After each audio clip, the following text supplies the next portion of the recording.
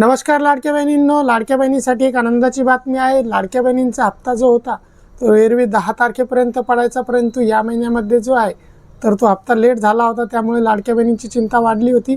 त्यांच्यासाठीच आता एक आनंदाची बातमी आहे की आज संध्याकाळपासून ज्या लाडक्या बहिणी पात्र आहे आणि ज्यांना या अगोदर हप्ते मिळालेले आहे अशा लाडक्या बहिणींच्या खात्यावरती आज संध्याकाळपासून जे आहे तर लाडक्या बहिणी योजनेचा 1500 रुपयाचा हप्ता जे आहे तर ते जमा होण्यास सुरुवात झालेली आहे।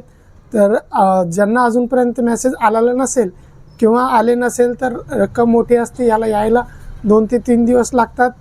त्यामुळे ज्यांचे आले असेल त्यांच्यासाठी चांगलंच आहे, परंतु ज्यांचे आले नसेल आणि ज्यांना रेग्युलर येतात त्यांना काळजी करायची आवश्यकता नाही।